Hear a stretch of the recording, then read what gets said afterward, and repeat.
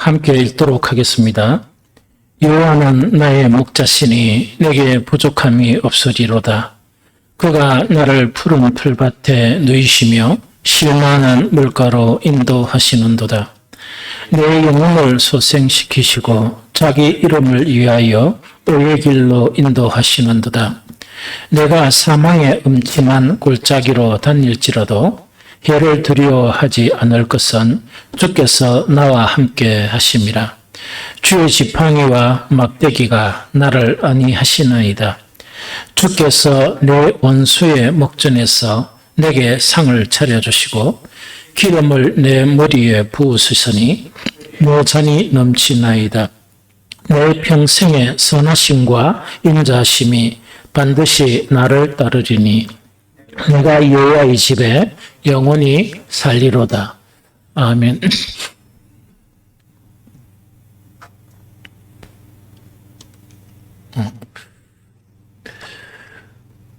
사실은 우리 교회가 이렇게 이제 계속 유지되는 데는 여러 가지 수고하시는 분들이 많아요. 목사도 그렇고, 찬양도 그렇고, 재정, 또 주일학교, 또한 청소, 이래 많거든요. 그런데 참 이래 확 드러나지 않고 고생을 좀 많이 하는 분들이 있어요. 그게 뭐냐니까 식사 준비하는 거예요. 그래서 식사 준비하는 거는 사실은 어떻게 하는 거니까 장을 봐야 되거든요. 또 장을 보기 전에 그 메뉴 다 짜야 되죠. 또 그런 뿐만 아니고 토요일 나와서 전부 다 준비를 다 합니다. 준비를 다 하고 또 주일날 이렇게 또 준비를 하고 이렇게 해가지고 우리가 이제 그 전심 식사를 이래 하면서 교제를 하는 거예요. 그래서 그것 자체의 중요성은 뭐냐? 식사를 같이 한다는 것은 대단히 중요해요. 사람의 그런 관계성에서. 그래서 중요하고, 그 다음에 신앙에서 그 성도와의 그런 교제 있죠. 이거는 없으면은 그거는 신앙이 아닙니다. 그래서 대단히 그런 중요한 일을 하는데, 우리 권사님들이 가만히 보니까 나는 들어가고 또 일은 해야 되겠고, 이 몸은 아프고 막 그런가 봐요. 그래서 크게 도와줄 수는 없고 여러분들이 기도하시고, 오늘은 정말 우리 권사님들 그 위해서 우리 격려의 박수 한번 치주고 말씀을 한번. 예. 우리 그 시편 오늘 읽은 23편은 그 역사 이래로 신앙인들이 이 지은 수많은 그런 신앙시 이 가운데서 이 모든 그런 이 시대를 뛰어넘고 또 모든 민족을 넘어서 그 이 시보다 더 하나님의 백성들의 마음을 사로잡는 그런 시는 없다고 해요. 그래서 많은 사람들에 의해서 이렇게 읽혀지고 또 많은 사람들이 이 시를 통해서 힘을 얻고 하는 그것이 시편 23편이거든요. 그런데 그 이유가 뭐냐 이래 생각해 보니까 이 시에 그 담겨져 있는 이 거의 완전하고 또 이상적인 그런 복 때문에 사람들이 그 복을 갈망하는 그 갈망함이 이 시를 사랑하게 되지 않았냐 하는 그런 생각이 듭니다. 또 그것뿐만 아니고 그 시편 23편 이 시 자체가 다윗의 그런 모든 시와 같이 공통점이 있거든요. 그건 어떤 문학 작품, 문학이라는 것은 삶과 동떨어진 어떤 문학에 대한 그 부분을 시로 표현한 게 아니고 이 다윗의 그런 대부분의 시 자체는 그 삶 속에서 경험된 것을 시로 표현을 했거든요. 그래서 정말 그것 때문에 우리 많은 사람들이 또 많은 하나님을 믿는 사람들이 이 시편 23편을 그렇게 좋아하고 또 사모하고 하는 것이다 하는 그런 생각이 듭니다.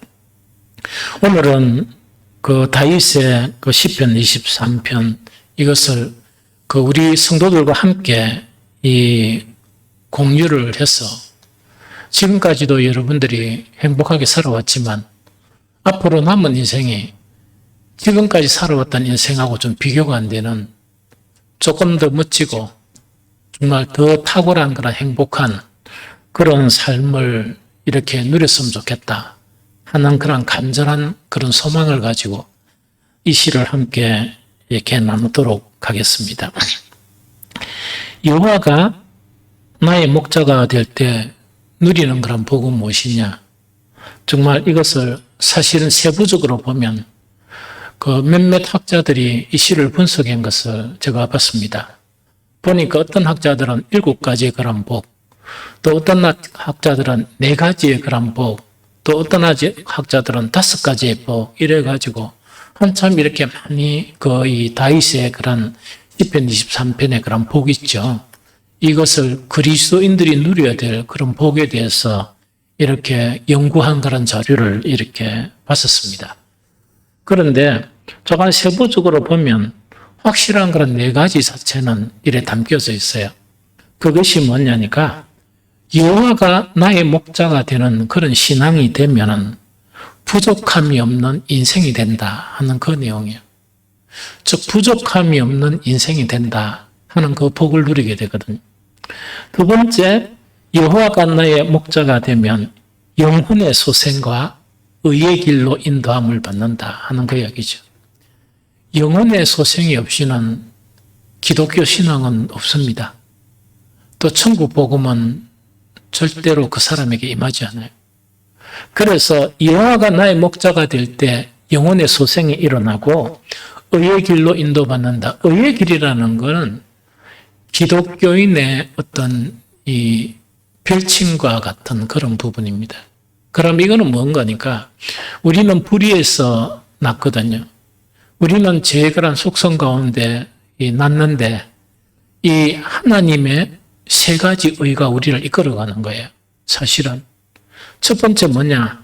도저히 우리는 하나님 앞에 나와서 예배드릴 자격이 없는 사람이에요. 만약에 천사가 우리 성전 교회 1층에 문 앞에서 딱 보고 불이냐 안 그럼 없냐 이렇게 판가름하면 제일 먼저 목사부터 못 들어옵니다.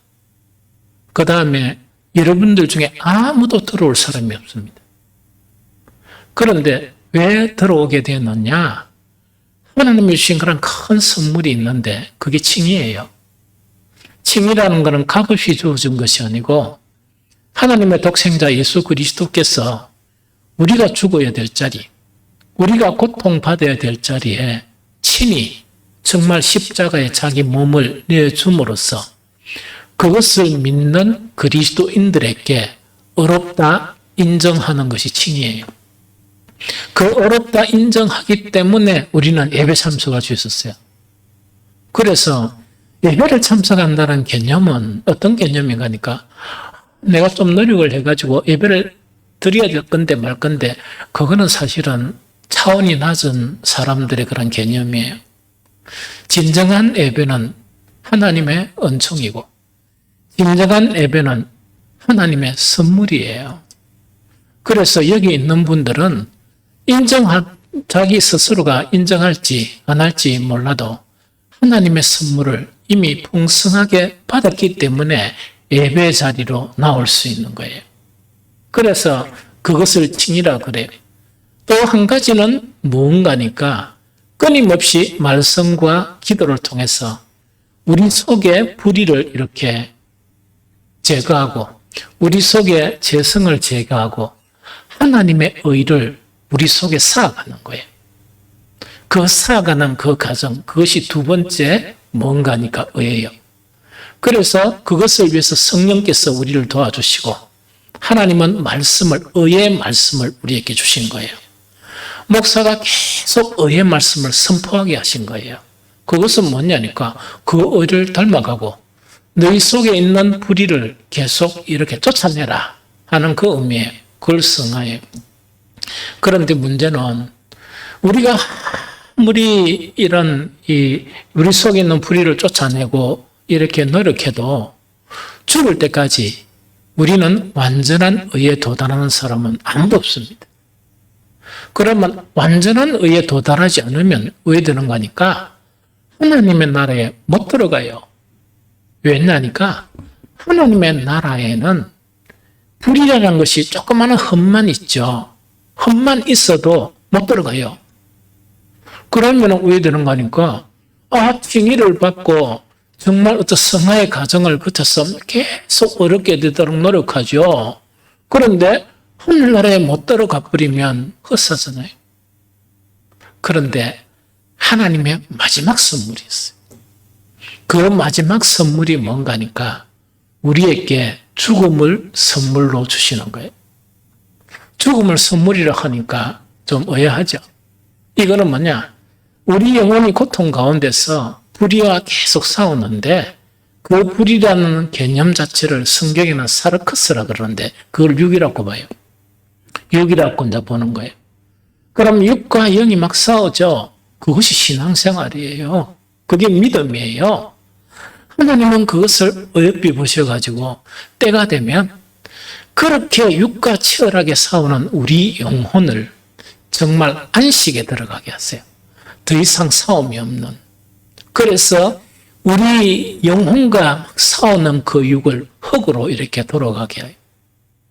그러면서 예수 그리스도가 재림하실 때 우리의 영혼은 벗은 몸으로 있지 아니하고 하늘로부터 오는 완전한 몸을 선물로 주세요. 그러니까 흔히 아무것도 없는 거예요.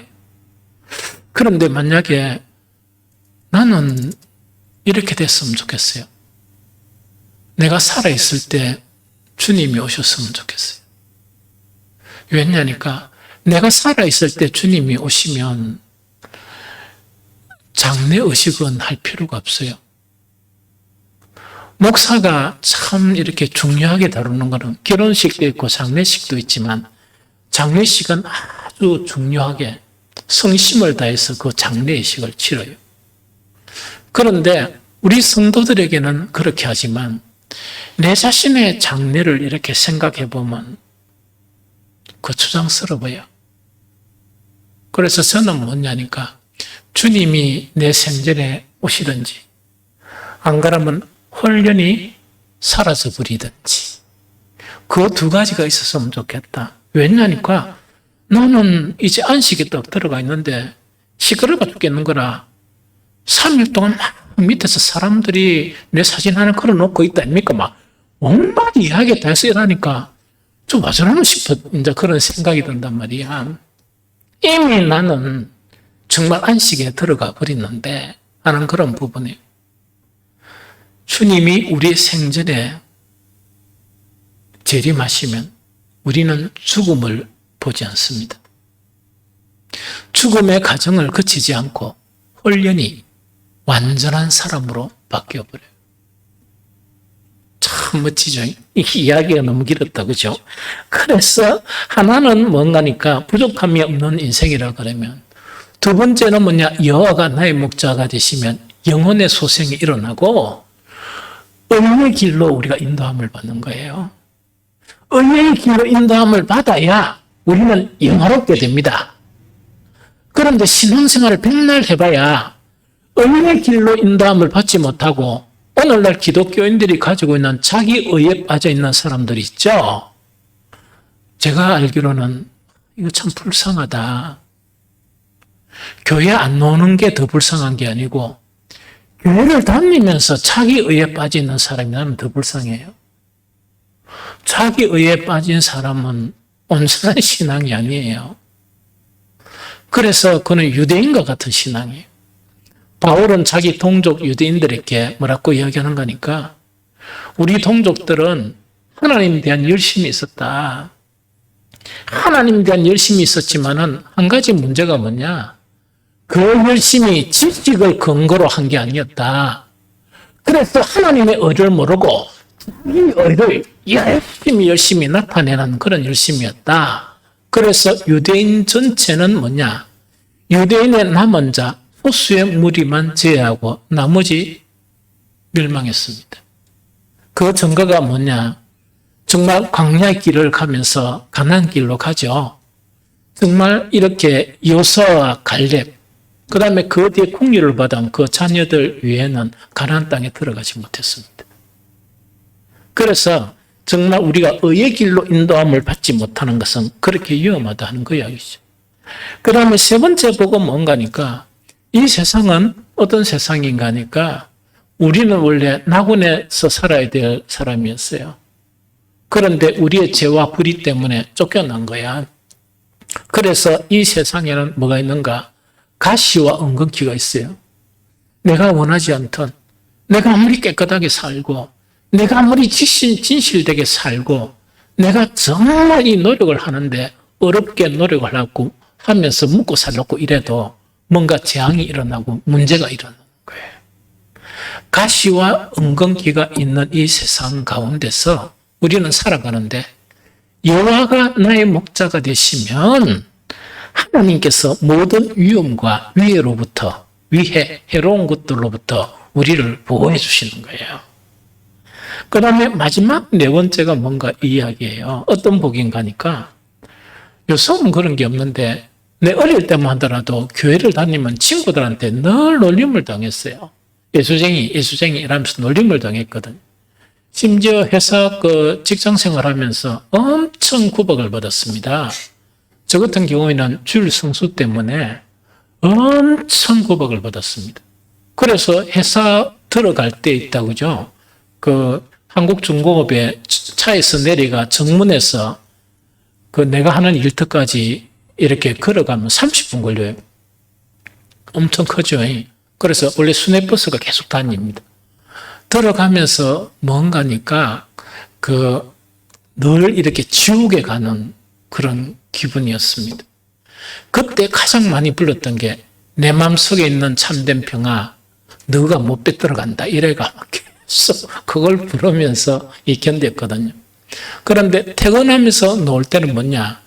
천국을 향해서 가는 것처럼 이렇게 또 그런 감정을 느꼈거든. 그런데 정말 우리가 여호와는 나의 목자가 되면 얻는 복이 뭐냐? 나를 그렇게 핍박하는 사람들 앞에 그렇게는 얼마나 모욕적이고 얼마나 힘든 그런 시간이었겠습니까? 그런데 하나님께서 그 사람들 앞에 나를 높여주시는 참 신기하죠. 그래서 어쨌든 저쨌든 간에 저는 그 회사를 사표를 냈습니다. 사급사원 하나 사표 내면서 본부장까지 면접받았어요. 면담을 했습니다. 왜? 이거 보니까 사표를 우리 가장이 대신 썼습니다. 부장이 째버려가지고 나는 회사도 안 나가고 이래가지고 대신 쨌거든요. 그러면서 이런 식으로 인생을 살면 안 된다는데 그 본부장이 안수집사였습니다. 우리 가장이 탁 이래 사표에서 전도 사업을 하기 위해서 사표를 내서 거기 본부장한테 결제로 올라간 거야. 그래서 이 하나 인생 조졌다 싶어가지고 나도 교회 다닌다 이러가 막 다 이러고 이랬습니다. 인생을 그래 살면 안 돼. 절대로 그래 살면 안 돼. 면담까지 했었습니다. 그래가지고 그 회사를 나왔거든요. 엄청 힘들게 많은 그런 상처를 가지고 그 위에 5년 후인가 6년 후인가 제가 그 회사를 다시 방문을 했습니다. 신분이 뭐냐? 감독관으로 방문을 했습니다. 칼자루를 쥐고 방문을 한 거예요. 그러다 보니까 그때 이제 사람들을 만났거든요. 만나다 보니까 소문 들으니 많이 온갖 이야기를 하고 옛날에 그렇게 괴롭히더만은 그러니까 하나님께서는 뭐냐? 내 원수들 앞에 참고 믿음으로 견디고 여호와는 내 목자로 살아가는 그런 신앙을 하게 되면 그 원수들 앞에 나를 높여주시는 이 네 가지가 시편 23편에 나타난 그런 복입니다. 오늘 이 복을 개략적으로 이야기했지만 상세적으로 다 못하거든요. 오늘은 이 네 가지 복 중에 한 가지 복만 상세하게 여러분들과 나누고 또 여러분들도 그런 복을 누렸으면 참 좋겠다 하는 생각이 듭니다. 여호와가 나의 목자가 되면 부족함이 없으리로다. 즉 이거는 뭐냐니까 내 인생이 부족함이 없는 인생으로 바뀐다 하는 게 정말 이 네 가지 복 중 또 7가지, 6가지 나누기도 하는데 그 복 중에 한 가지가 이루어진다 하는 그거를 이야기합니다. 그런데 아까도 잠깐 이야기했지만 다윗의 모든 시편을 연구하면 문학 작품이 아니에요. 보통 문학 작품이나 시는 뭔가니까 우리가 삶 속에서 고통의 문제나 이런 것이 있다 그러면 이 파랑새를 쫓는 것처럼 행복에 대한 염원이 있죠. 그런 염원 자체를 가지고 픽션이란 거는 실제가 아니고 어떤 픽션 자체를 형성대가 사람들에게 위안을 주고 사람들에게 어떤 기쁨을 주고자 하는 그 작품을 보통 문학작품이라 그래요. 물론 문학작품 안에 뭐 전기처럼 그런 것도 있겠죠. 그런데 대부분이 그런 거예요. 그런데 다윗이 말하는 여호와는 나의 목자시니 내게 부족함이 없다 하는 이 부족함이 없다는 요거 있죠. 이거는 픽션이 아니에요. 이거는 희망사항이 아니에요. 희망사항이 아니에요. 다윗이 이야기하는 내게 부족함이 없다 하는 이것은 종교적이나 철학적인 만족을 말하지 않습니다. 이것하고 구분할 줄 알아야 돼요. 종교적이나 철학적인 이 만족이란 건 이런 거를 이야기해요. 실제 내 삶이 안 바뀐 거야. 내 삶이 고통 중에 있는 거예요. 그런데 종교적으로 계속 삶이 안 바뀌었는데도 너는 행복하다. 너는 행복한 사람이다. 하는 것을 계속 이렇게 뭔가 어떤 논리적으로 이론적으로 세뇌를 시키는 거예요. 세뇌를 시키다 보니까 어떻게 되는 거니까 내 삶은 안 바뀌었거든요. 안 바뀌었는데 사람들 앞에 나는 행복해요, 행복해요 이렇게 본단 말이야. 그러니까 세상 사람들이 보니까 도란 놈이지. 왜냐하니까 행복 안 한데 보니까 처절하게 그런 고통 속에 살면서도 나는 행복해요 막 이래요. 우리 교인들은 절대로 그런 흉내 내면 안 됩니다. 그러지 말고 아프면 아픕니다. 힘들면 힘듭니다. 그렇게 이야기하세요. 그래야 우리가 중보기도도 하고 하나님의 도움도 구하고 이렇게 하죠. 종교적인 만족이란 그런 형태를 이야기하고 철학적인 만족은 또 뭐냐? 종교를 안 가지라도 어떤 이론적인 특히 철학은 자기 철학이 있어요. 어떤 고집센 양반들은 보면은 뭐냐? 이렇게 뭔가를 갖다가 나는 행복하다, 우리 가정은 행복하다는 것을 나타내 보이고 싶은 거예요. 그러다 보니까 실제 가정이 안 바뀌었어요. 안 바뀌었는데 딴 사람들은 행복해요 이러다 보니까 자기도 이렇게 기가 죽기 싫어가 행복을 나타내 보이려고 싶거든요. 자기 철학을 만드는 거라, 이론을. 계속 자기에게 세뇌를 시키는 거예요. 자기 아들이나 자기 아내에게도 세뇌를 시키는 거라. 그러다 보니까 난주는 이렇게 변하지 않고 지옥 같은 그런 환경 속에서도 어땠어? 나는 행복해. 이런 식으로 되어버린단 말입니다. 다윗이 말하는 내게 부족함이 없다는 것은 부족함이 있는데 부족함이 없다고 말하는 종교적이나 철학적인 그런 부류의 만족이 아니다 하는 그것을 이야기하는 거예요. 다윗은요, 여기서 부족한 것이 없다는 것은 삶의 변화를 통해서 부족함이 없는 것이고 하나님께서 키워주심으로 하나님께서 인도하심으로 부족함이 없다 하는 그런 고백을 이야기합니다. 세상적으로 보면 다윗의 일확한 직업은 뭡니까? 목동에서 출발했어요. 목동에서 출발해가지고 또한 이 장군이 되고 왕이 되거든요. 정말 이렇게 바뀌게 가거든요. 꼭 그것 자체가 철칙이라는 건 이야기가 아니에요. 그러면 다윗이 내게 부족함이 없다는 것은 바로 그 시에서 고백을 하고 있거든요. 시편 23편 1절에 보면 여호와는 나의 목자시니 내게 부족함이 없다 이런 고백을 하거든요. 하면서 그 이유를 분명하게 이야기하는 거예요. 2절에 보니까 그가 나를 푸른 풀밭에 누이시며 쉴만한 물가로 인도하셨기 때문에 나는 부족함이 없다는 그 고백이에요. 그럼 이거는 뭐냐니까 이렇게 종교적인 만족감도 아니고 또한 철학적인 그런 만족감도 아니고 하나님께서 친히 인도하신 결과 하나님께서 친히 나의 부족함을 채워주신 결과로 말미암아 뭐라고요? 부족함이 없다 하는 그런 고백 자체가 다윗이 이야기한 그런 고백이 이런 고백입니다. 그러면은 부족함이 없는 삶이 우리 신앙생활과 우리 인생에 왜 중요하냐 이 이야기거든요. 여러분들 하나님께서 늘 나를 인도하셔서 만족하게 되고 하나님께서 나의 그런 부족함을 채워주셔서 내가 만족함이 되어야 되거든요. 이렇게 되어야 내가 만족해야 신앙에서 가장 중요한 요소들이 여러 가지가 있거든요. 그 중에 한 가지가 감사예요. 아니, 내 인생이 처절하고 내 인생이 이렇게 감사할 것 자체를 아무리 찾으려고 해도 찾을 수가 없는데 어떻게 감사가 됩니까? 그래서 우리 옛날 선배 목사님들 이렇게 설교 중에서 대부분의 설교가 공감이 돼요. 공감이 되는데 어떤 의미로서는 안 되는 게 있습니다. 그래도 감사해야 돼. 뭐가 이렇게 힘들었습니다. 그래도 감사해야 되라니까. 가만히 생각해 보니까 감사할 때 끝없이가 없는데 왜 감사하냐. 그 상황은 그런 상황이라도 다른 것이 채워져서 감사해도 된다 하는 그것은 이해가 돼요. 그런데 극한 상황 속에서도 감사할 것이 없는데 감사를 하니까 저는 무척 힘든 거예요.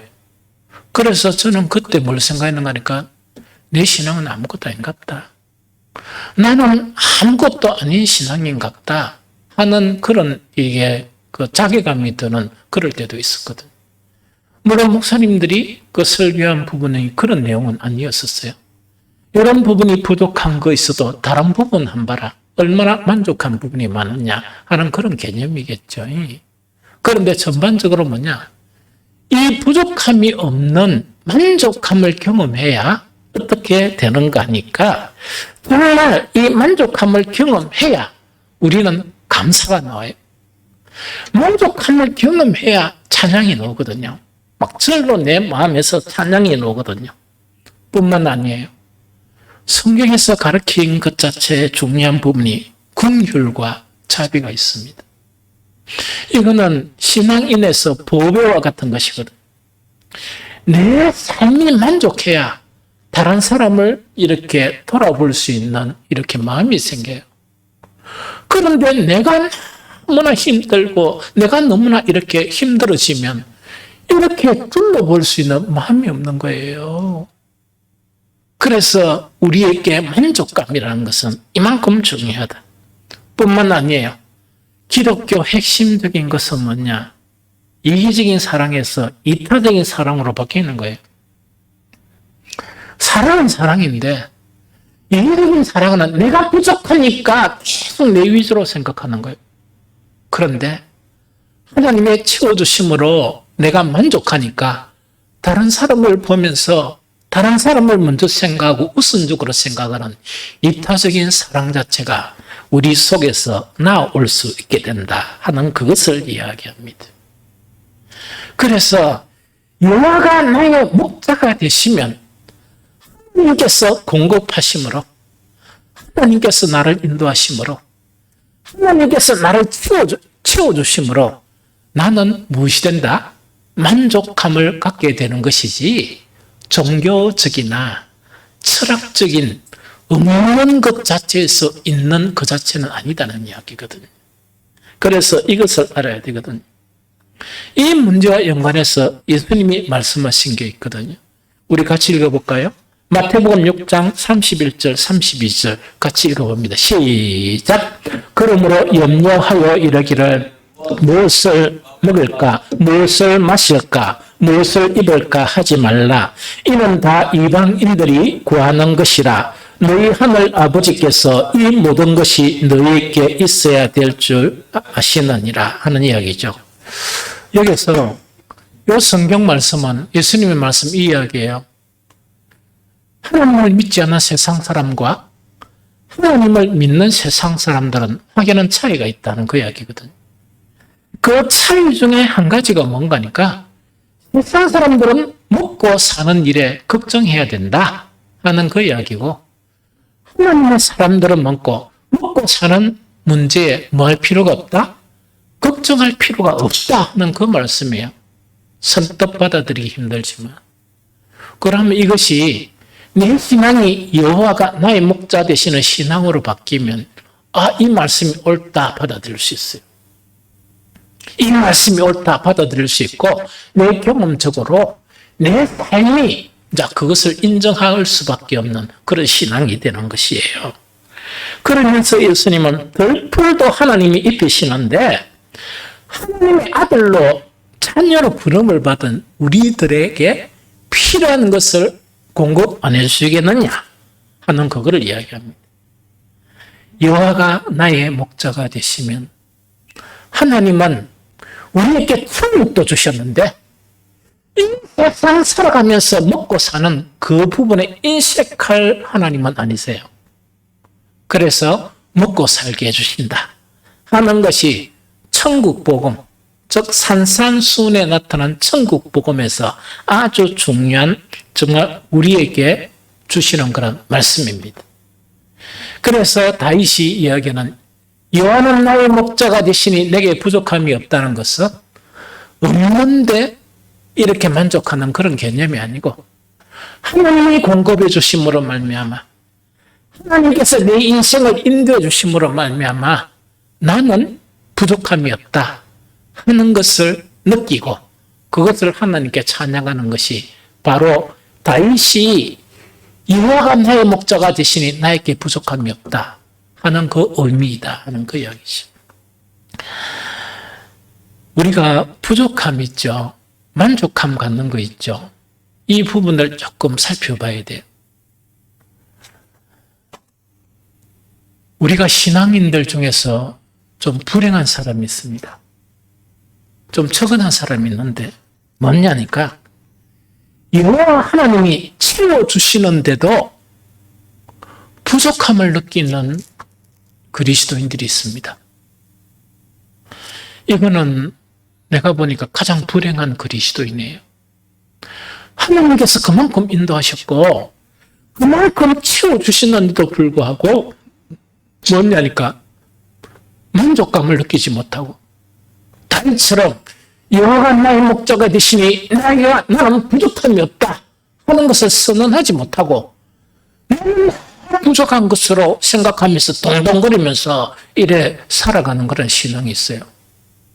이거 고쳐야 돼요. 이거 바뀌어야 돼요. 여러분들 사람과의 관계에서 가장 힘든 게 뭔가니까 나는 내 나름대로 최선을 다해서 사랑을 준 거야. 나는 내 나름대로 최선을 다해서 내가 이렇게 호의를 베푼 거예요.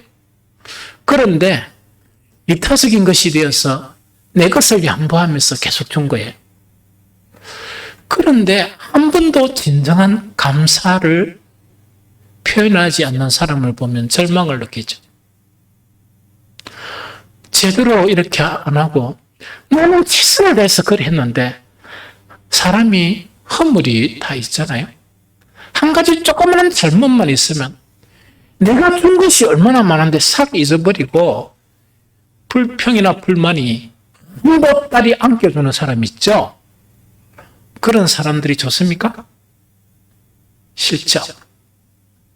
하나님께서 나에게 채워주셨고 나에게 인도해 주시는데도 여전히 나는 부족함을 느끼는 만족함이 없는 그런 경우가 있을 수가 있다는 이야기죠. 이거를 바로잡아야 됩니다. 죄로 타락한 인간에게 가장 어려운 숙제가 여러 가지가 있습니다. 가장 어려운 숙제 중에 한 가지가 포함되는 게 만족함을 느끼지 못한다 하는 그 이야기예요. 이거 여러분들 지금 사회를 살펴보면 그래요. 그 재벌들이 보면 우리 같으면 뭡니까? 그 100분의 1만 돈이 있으면 그래 안 살거든요. 그것과 잘 먹고 이래 살겠는데 그래 못하고 막 계속 돈돈하거든요. 그런데 여러분들한테도 100분의 1을 줘봐야 알아요. 그때서 또 바뀌어가지고 또 막 돈돈하며 살아갈 거다 말이지. 그게 우리 인생에서 그 죄로 타락한 인생에서 가장 어려운 게 만족함을 느끼지 못하는 거예요. 이해가 되죠? 그래서 소크라테스는 아주 유명한 그러한 이 교훈을 가르치는데 이게 뭔가니까 불만족한 철학자가 되느니 차라리 만족한 돼지가 되는 것이 더 낫다. 이 소크라테스가 문답을 통해서 계속 제자들을 가르치죠. 가장 어려운 문제가 뭐냐니까 그 정도 하면 만족하면 되는데 그걸 못하는 거예요, 인간이. 그래서 철학을 배우지 말고 차라리 만족하는 돼지가 돼보라. 너희들에게는 철학이란 그런 가치도 없다는 그걸 이야기했죠. 소크라테스의 이 말 자체는 사람은 그만큼, 그런데 이 사람이란 건 우리가 기독교에서 이야기하는 죄로 타락한 인생을 이야기해요. 죄로 타락한 사람이 그만큼 정말 만족을 가지기가 힘들다 하는 것 자체에 대한 그런 반증이기도 하다 하는 그 이야기죠. 성경 우리 한 구절 읽어볼까요? 잠언 27장 20절입니다. 잠언 27장 20절. 자, 읽어봅니다. 시작. 서울과 아바돈은 만족함이 없고 사람의 눈도 만족함이 없느니라. 여기서 갈로 해놓은 거는 내가 원고에를 해가 서근한 겁니다. 서울이란 그 지역을 이야기하고 아바돈은 멸이 아니고 그 어디 한자 빠졌어요.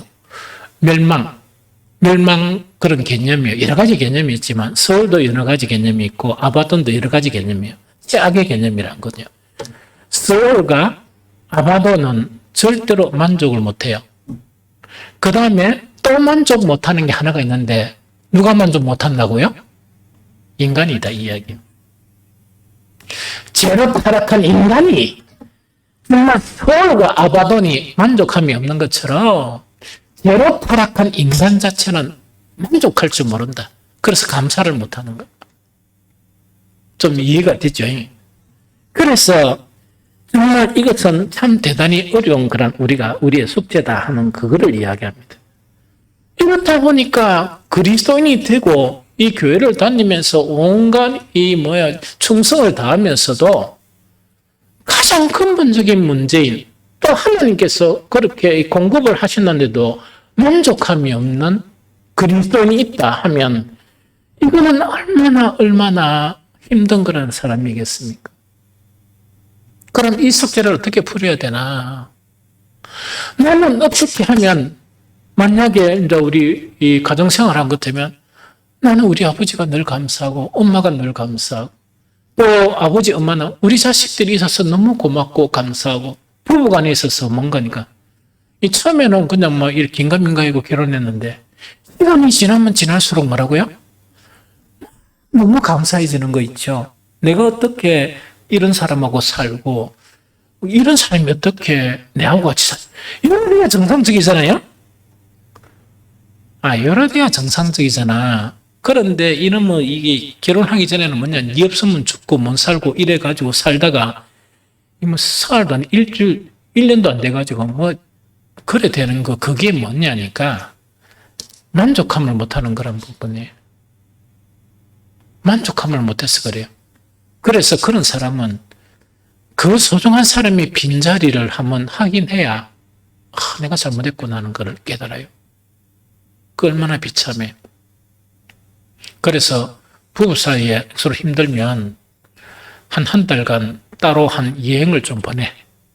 그래서 혼자 동안 얼마나 힘든지 한번 경험을 해봐야 빨리 와라 이렇게 이제 된단 말이지. 그만큼 사람은 서로 만족감이 없는 거예요. 그런데 그런 노력을 할 필요가 없어요. 오늘 시편에 해답이 있습니다.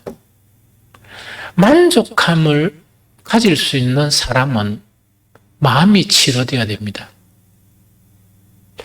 마음이 치료 안 되고 백날 교회를 다녀도 만족감을 가질 수가 없습니다.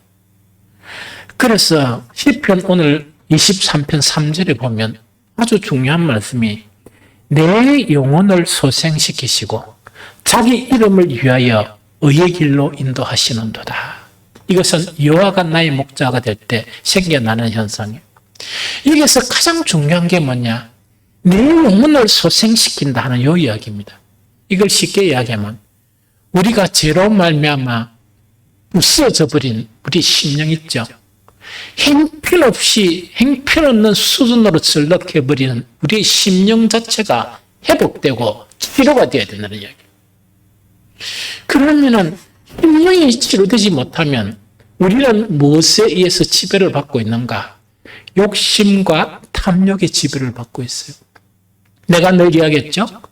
욕심과 탐욕은 뭐냐? 이 독은 있는데 뒤에 밑에 뭐가 있다? 구멍이 빠져버렸어.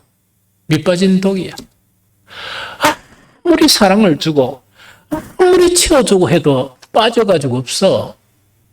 그래서 채울 때 그때 그래 고맙다고 잠깐 느끼면서 없는 거야. 그래서 우리 심령이 욕심과 탐욕의 지배를 받은 그런 심령에서 우리 영혼 자체가 소생되는 이런 치료가 우리에게 일어나야 비로소 뭐냐? 하나님께서 나를 인도하시는 것에 대한 만족이 생겨요. 뿐만 아니고 하나님께서 나를 채워주시는 것에 대한 만족이 생기고, 그 다음에 우리는 하나님이 아니잖아요. 그러나 하나님을 섬기면서 노력하는 사람이잖아. 부부가, 아내가 내한테 이런 노력을 하구나. 남편이 이렇게 정말 힘든 가운데 노력을 하구나 하면 그게 감사가 되고 만족이 되고 막 이렇게 돼야 되잖아요. 그러나 탐욕과 욕심이 우리를 지배하는 마음이 되어서는, 즉 우리의 심령 자체가 회복되지 않고 치료가 되지 않고는 절대로 이렇게 만족함이 없어요. 수월과 같은 마음 혹은 아바돈 같은 마음이 되어서 절대로 만족이 없습니다. 그래서 감사가 안 되는 거예요. 이 감사가 안 되는 거예요. 그래서 이거는 어떻게 하면 되는 거니까, 여호와가 나의 목자가 될 때 하나님의 의를 깨닫게 되고 내 불의를 쫓아내면서 내 심령이 회복이 되면서 뭐가 되어진다?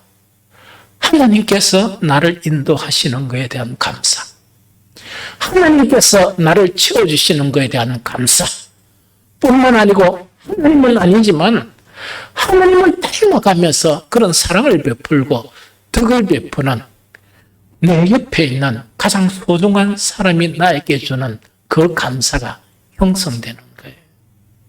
그걸 지금 가르친다 하는 그거를 이야기합니다. 그래서 여호와가 나의 목자가 되어서 살아가게 되면은 어떻게 되는 거니까, 우리는 만족함을 누리는 그런 인생이 돼요. 여러분들 만족함이 없는 병에서 만족하는 병으로 바뀌죠. 내 주변이 달라져요. 내 주변이 달라져요. 내 아내가 달라지고 내 남편이 달라지고 뿐만 아니고 내 자녀들이 달라지고 내 부모들이 달리 보이는 거예요. 얼마나 감사하고. 그런데 둘이 하나님 있죠. 정말 제약된 인생에서 나를 이끌어 오셔서 나를 이렇게 인도하신 그 하나님을 생각하면 너무나 마음이 달라지는 거예요. 왜? 하나님께서 공급해 주시는 그 공급을 느낌으로 말미암아, 하나님께서 내 인생을 인도해 주신 그 인도함을 느끼면서 비로소 만족함이 생겨요. 그 만족을 근거로 감사가 생기고 하나님을 찬양하는 그 찬양이 진정성이 되고, 뿐만 아니고 이런 것을 알지 못하는 이 초신자들, 육신적인 그리스도인들이나 이 세상 사람들을 보면 불쌍하게 보이는 것. 그러니까 자비로운 마음이 생기고, 뿐만 아니고 정말 그렇게 어렵게 보였던 이타적인 사랑이 있죠. 그것을 그렇게 실천할 수 있는 마음이 내한테 생기는 거예요. 이런 복을 누리는 저와 여러분들이 되시기를 예수 그리스도 이름으로 축복합니다. 그러면 해답을 가르쳐주고 마쳐야죠. 해답은 뭐냐? 여호와가 나의 목자가 되셔야 요리 된다는 이야기거든. 여호와가 나의 목자가 되셔야 요리 된다는 거거든. 시편 23편만큼 많은 사람들이 암송하고 또 많은 사람들이 하나님이 주시는 그런 복을 기대하면서 여호와는 나의 목자라 고백하는 그런 우리 이 믿는 사람들이 얼마나 많습니까? 그런 사람들이 너무 많고 너무 많다는 이야기거든. 그런데 여호와가 나의 목자란 고백은 우리 속에 있을 수가 있어요. 그런데 실질적으로 다윗처럼 여호와가 그런 상황 속에서 나의 목자가 되시는 거야. 그러면은 만약에 100사람이요. 여호와는 나의 목자란 고백을 계속하는 거야. 찬양도 하고. 그런데 어떤 문제나 어떤 난간 앞에 딱 서니까 여호와는 나의 목자가 없어져 버린 거야. 그러면 여호와는 나의 목자란 그 고백이 실제입니까? 실제가 아닙니까? 실제가 아니죠. 다윗을 통해서 우리가 무엇을 배워야 되는가? 여호와가 나의 목자라는 의미를 배워야 돼요. 그래 돼야 뭐냐니까 그 복이 임하게 된다 하는 그거를 이야기하거든요. 여호와가 나의 목자란 다윗의 그런 의미는 다윗의 그런 모든 기록들을 살펴보면 너무나 많이 있습니다. 그걸 다 살펴보려면 시간이 없어. 그래서 오늘 중요한 두 가지만 딱 이렇게 살펴봅니다. 여호와가 나의 목자라는 이 다윗의 고백은요. 어떤 고백인가 하니까 오직 주님만 믿는 신앙 고백이에요. 오직 주님만 믿는 신앙 고백이라 이해되죠? 그래서 다윗의 시편에 보면 가장 흔하게 찾을 수 있는 게 여호와는 나의 반석이시여 나의 요새시여 나를 건지시는 이시여 나의 하나님이시여 내가 그 안에 피할 나의 바위시여 나의 방패시여 나의 구원의 뿌리시여 나의 산성이시로다. 이런 고백이 계속 나옵니다. 다시 이야기하면 이 고백도 다윗처럼 흉내내서 고백할 수 있어요. 신앙 고백하는 것처럼. 우리 사도신경 신앙 고백한처럼 고백할 수가 있거든요. 그러나 실제 문제들을 만나면 사라져버려요.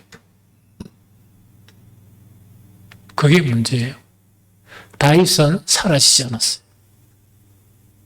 다윗은 이런 고백을 하면서도 어떤 난간이나 어려움 속에서도 이 고백이 사라지지 않고 오로지 더 굳건하게 하나님만을 붙드는 그런 믿음의 삶을 살았다는 그 이야기입니다. 그 증거를 찾아봅니다. 제일 첫 번째 다윗의 기도에서 그 증거를 찾을 수 있어요. 지난주인가 다윗이 기도를 했는가 잘 모르겠지만 다윗은 기도의 사람이었어요. 이 다윗의 기도는 믿음의 기도였습니다. 그런데 여러분들이 생각하는 그런 믿음의 기도가 아니고 진짜 믿음의 기도였어요. 한번 같이 읽어봅니다. 시편 13편 1절 3절 함께 읽겠습니다. 시작. 여호와여 어느 때까지니까 나를 영원히 잊으시나이까 주의 얼굴을 나에게 어느 때까지 숨기시겠나이까 나의 영혼이 번민하고 정리토록 마음에 근심하기를 어느 때까지 하오며 내 원수가 나를 치며 자랑하기를 어느 때까지 하리까 여호와 내 하나님이여 나를 생각하사 응답하시고 나의 눈을 밝히소서. 두렵건대 내가 사망의 잠을 잘까 하오며 하는 이야기죠. 다윗의 시편을 보면요. 다윗은 우리하고 다를 거야. 다윗은 기도하면 응답이 다윗이 기도하면 응답이 나타날 거다. 이렇게 우리가 오해하거든요. 그런데 다윗이 기도하면 응답이 나타나는 경우도 있었어요. 우리하고 똑같이. 그런데 다윗이 기도하면 응답이 안 나타나고 정말 너무나 힘든 응답이 계속 안 나타나는 거야. 응답이 계속 안 나타나가지고 어디까지 안 나타나는 거니까 하나님 왜 응답을 안 주십니까? 내 마음이 너무 두려워가지고 내가 죽게 됐습니다. 내가 곧 죽겠네요. 딱 보니까 응답이 안 나타나는 거라. 어떤 위기의 상황 속에 기도한 게 응답이 안 나타나 하나님 침묵하시는 거예요. 그런데 다윗의 기도에 보면 응답이 안 나타나요. 응답이 안 나타나는데 그러면 응답은 어디까지 계속 기도를 했느냐? 내가 사망의 잠을 잘 것 같습니다. 내가 이제 죽을 것 같다는 이야기라. 그러면 이 문제 앞에 내가 눌려서 죽을 것 같다는 것은 그때까지 누구를 붙들었다? 하나님을 붙들고 기도했다는 이야기죠. 그러면서 그때까지 기도를 했는 거야. 자, 기도하면서 가장 중요한 게 뭐냐니까 다윗은 하나님 외에 다른 대안이 없었어요.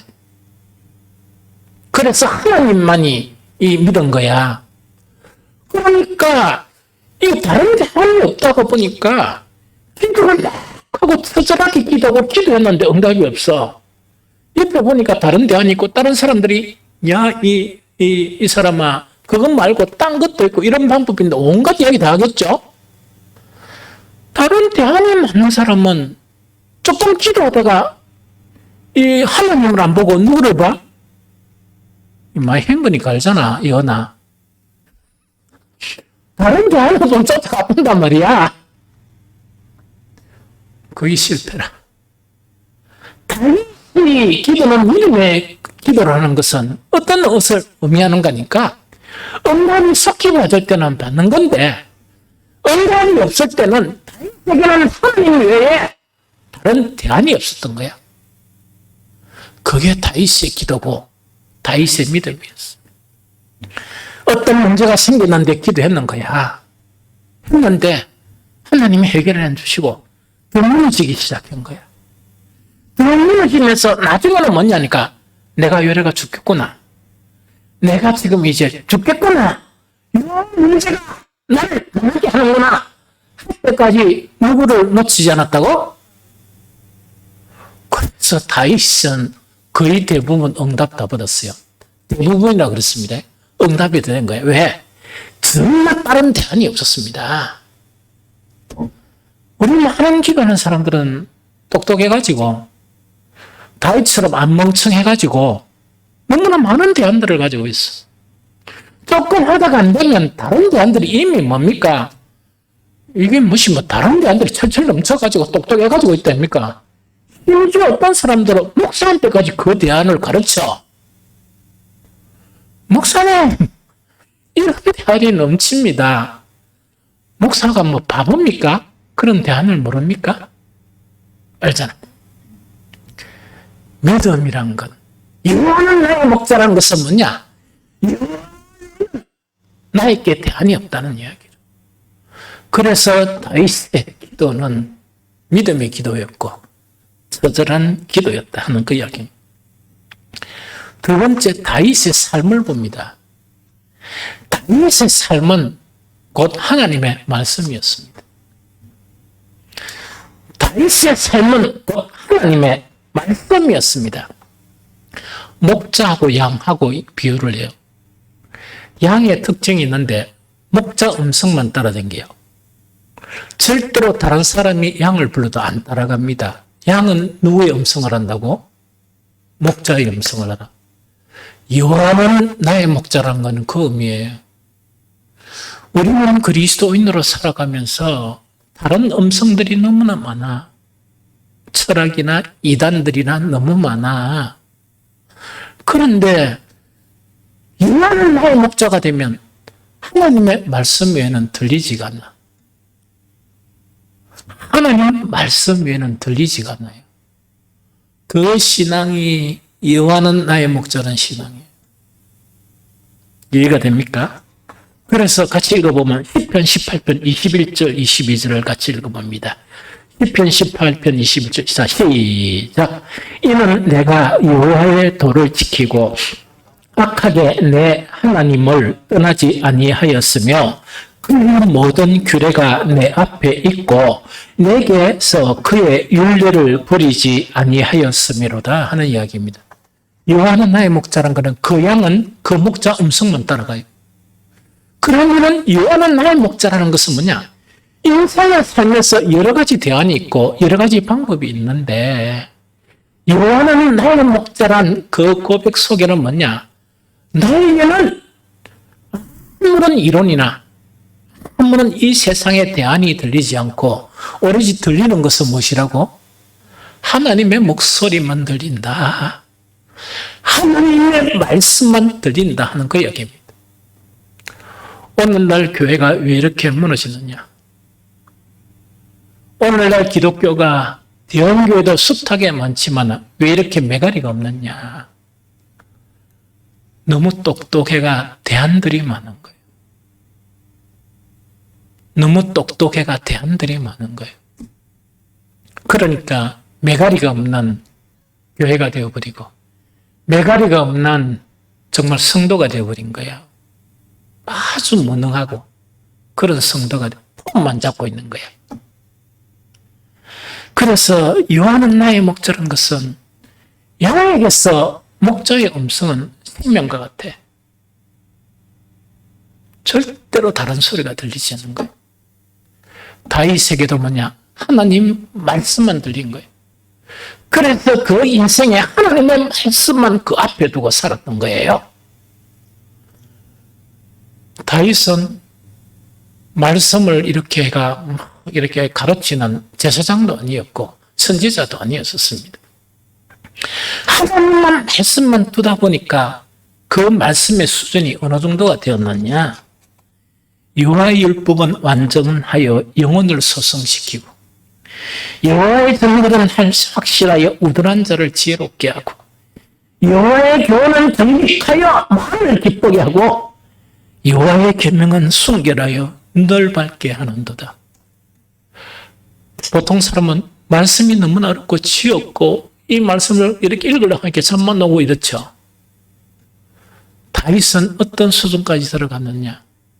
말씀이 나의 영혼을 소성시키고 말씀 자체는 이 세상이 가질 수 없는 그 지혜를 갖게 하고 여호와의 말씀은 이 세상에 있는 그런 여러 가지 복보다 더 기쁜 그 복을, 더 기쁨을 내 안에서 주게 되고 여호와의 계명은 이 세상 사람들이 보지 못하는 것을 보게 하는도다 하는 그 고백을 하는 거예요. 이것이 여호와의 이 다윗에게 있어서 여호와는 내 목자라는 그런 고백의 의미입니다. 그러니까 그 완전한 복을 다윗은 누리게 되죠. 세 번째는 뭔가니까 하나님만을 두려워하는 그런 신앙이었어요. 다윗은. 이것은 뭐냐? 예수님은 마태복음 10장 28절에서 그리스도인들이 정말 가져야 될 게 하나가 있다. 그게 뭐냐? 몸은 죽여도 영혼은 능히 죽이지 못하는 자들을 두려워하지 말고 오직 몸과 영혼을 능히 지옥에 멸하실 수 있는 이를 두려워하라. 하나님만을 두려워하라. 이렇게 가르쳐요. 다윗은 여호와가 나의 목자가 되다 보니까 세상에 대한 두려움이 없어졌어요. 그래서 시편 27편 3절에 보면 군대가 나를 대적하여 지칠지라도 내 마음이 두렵지 아니하며 전쟁이 일어나 나를 치료할지라도 나는 여전히 태연하리로다. 오직 하나님만 두려워하는 거예요. 오직 하나님만. 정말 이것이 바로 뭐냐? 여호와가 나의 목자라는 의미입니다. 한 가지 아주 소중한 의미, 이거를 이야기해주고 오늘 마치려고 그래요. 오직 주님만 믿는 신앙은 세 가지라 이야기했죠. 그 세 가지를 바탕이 이제 우리에게 형성이 돼야 돼요. 그래야 이 고백이 실제가 되는 거예요. 실제가 되어 하나님께서 복을 내려주셔요. 그런데 마지막 아주 중요한 한 가지가 뭐냐? 다윗의 인생을 살펴보면 우리하고 달라요. 다른 게 뭐냐? 하나님의 뜻에 순응하는 신앙이었습니다. 이러니까 여러분들, 나도 순응했어요. 그래서 예배 참석하지요. 이러죠. 그건 순응 말고 다윗은 하나님의 뜻에 순응하는, 하나님의 뜻이 다소 바뀌어버리는 그런 신앙이었고, 내하고 여러분들의 신앙은 뭡니까? 반항하는 신앙이라. 하나님의 뜻에 어느 정도 반항하는 신앙이에요. 그게 없었어요. 양이 목자에서 순응하지 않는다는 것은 그 양의 죽음을 의미합니다. 양이 목자에서 순응하지 않는다는 것은 바로 죽음을 의미합니다. 그런데 참 어려운 게 뭐냐? 하나님께서는 지옥 갈 우리에게 하나님의 나라를 주셨죠? 우리 속에 있는 죄성 때문에 하나님의 뜻에 순응하는 게 싫은 거야. 순응하는 게 싫은 거예요.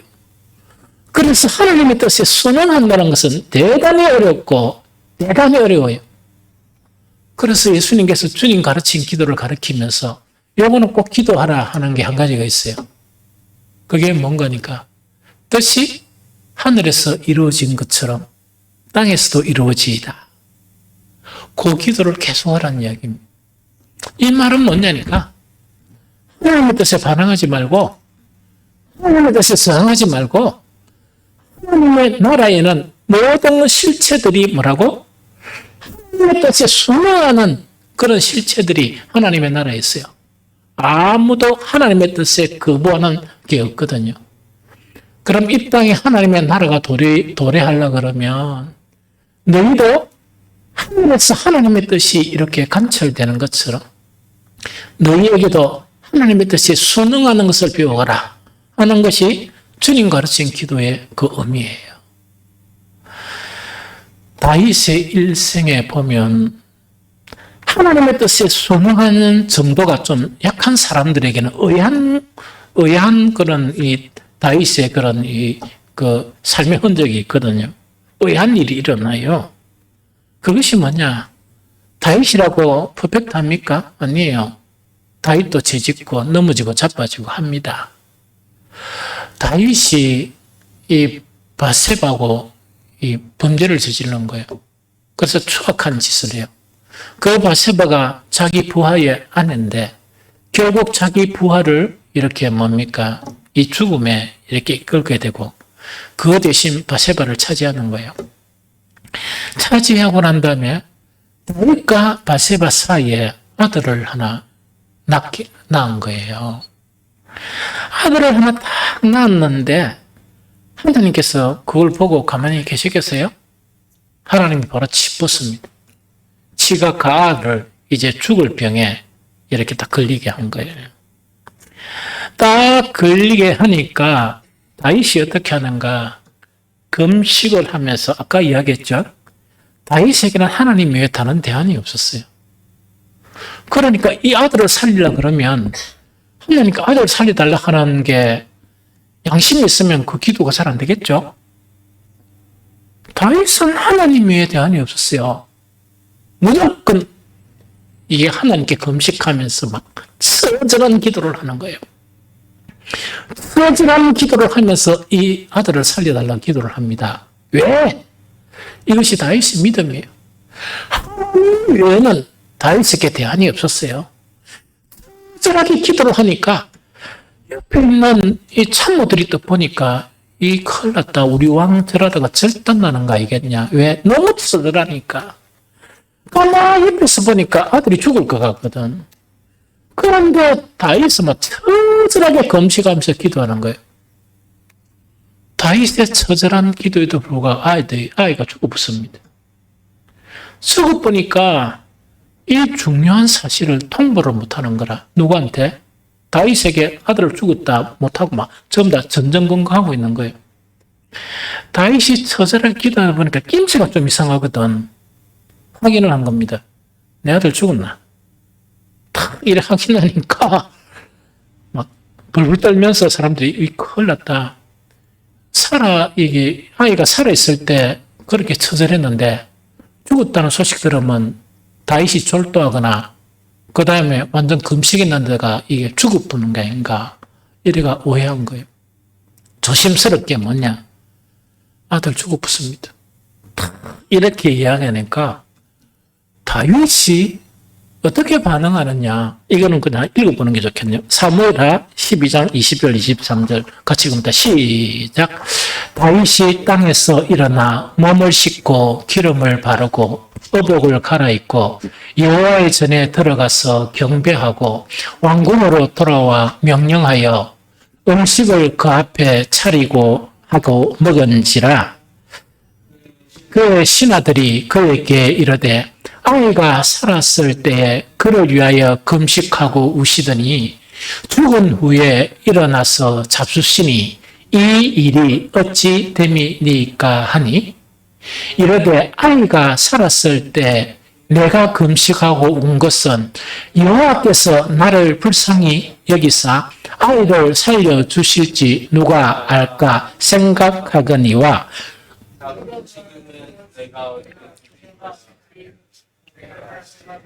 다시 돌아오게 할 수 있느냐? 나는 그에게 가려니와 그는 내게로 돌아오지 아니하리라 하리라 하는 이야기죠. 뜻밖의 반응이 일어난 거예요. 아가 떡 죽으니까 벌떡 일어나가 왜다고요? 벌떡 일어나가지고 한 것이 몸을 깨끗하게 씻고 머리에 기름을 딱 바르고 옷을 깨끗하게 입고 하나님의 전에가 하나님께 뭡니까? 경배를 드렸어요. 경배를 떡 드리고 왕궁에 떡 들어가 뭐라겠다? 바꿔온 해가 음식을 맛있게 이렇게 먹었는 거예요. 신하들이 보니까 충격적이죠. 아니 어떻게 이렇게 됩니까? 하니까 다윗이 선정스럽게 뭐라고 한가 그냥 내가 금식하고 온 거는 내한테는 대안이 없고 하나님만이 그 아이를 살려주시는 거니까 그렇게 처절하게 기도한 것이다. 그런데 하나님 데려가 뒀잖아. 그러면 나는 그 아이를 데려오게 할 수 없고 내가 하나님께 가는 그밖에 없는데 그러니까 내가 뭐 더 이상 할 일이 있느냐 그 이야기거든요. 하나님의 뜻에 아무런 거리낌 없이 순응을 하고 그렇다고 해서 그 아이가 죽을 병에 걸렸는데 그 아이를 위해서 또 하나님만이 정말 그 아이를 살릴 수 있으니까 다윗에게는 아무런 대안이 없으니까 처절하게 하나님께 기도한 거예요. 이것이 여호와가 나의 목자라는 믿음이에요. 우리도 다윗처럼 누릴 수 있습니다. 우리도 다윗처럼 부족함이 없는 것을 누릴 수 있거든요. 그런데 내가 우리 성도들을 보니까 대다수가 이미 그것을 다 누리고 있다고 생각해요. 그런데 어떤 때는 그것을 느끼지를 못하는 거예요.